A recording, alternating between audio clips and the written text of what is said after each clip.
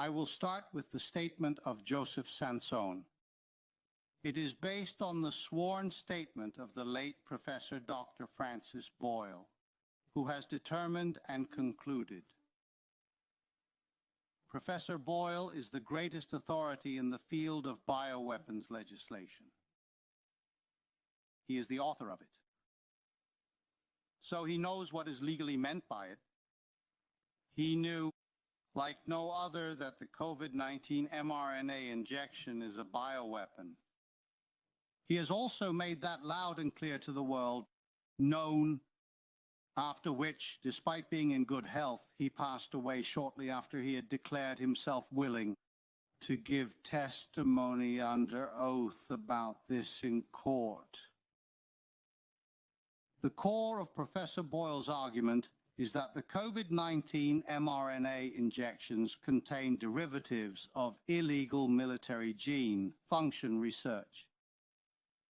As a result, the COVID-19 injections qualify, by definition, as a military biological weapon system. A bioweapon, in other words. This bioweapon consists of two integrated components: the pathogenic load and the delivery mechanism. It is beyond doubt that the pathogenic load is the product of illegal gene or function research.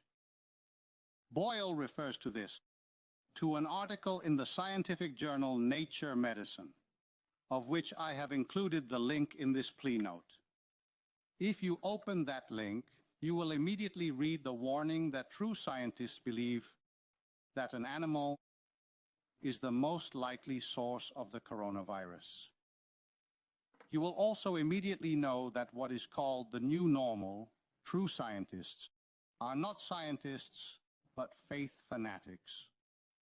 These are the scientists behind whom the respondents hide. The article in Nature Medicine that Boyle reports on was published in 2015, and the title reads, translated, "A cluster of circulating coronaviruses in bats, similar to SARS, shows potential for human infection." I present to you what the summary of this research included in the article reveals. It states, based on these findings, we have synthetically created an infectious, fully SHC014 recombinant virus developed and demonstrated robust viral replication, both in vitro and in vivo. So it states, we researchers have created a SARS-like coronavirus with a spike protein optimized for human infection. I cannot provide a better example of illegal gain of function research. And who wrote that article from 2015? Among others, researchers affiliated with UNC Chapel Hill and the Wuhan Institute of Virology. Wuhan, yes, Wuhan. You know, where according to the official narrative, people suddenly dropped dead on the street when COVID-19 broke out because there was a bat mutated. The spike protein, the pathogenic payload of the bioweapon, is the result of this research. So it's not about a natural spike protein, but an illegally developed, synthetically made pathogen that has been optimized for human infection.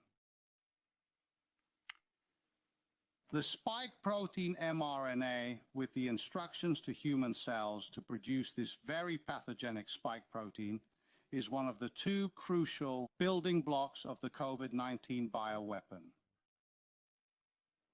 Now, the delivery system, the NLPs, you know, the nanolipid particles that encapsulate the mRNA payload and deliver it into the interior of the cells.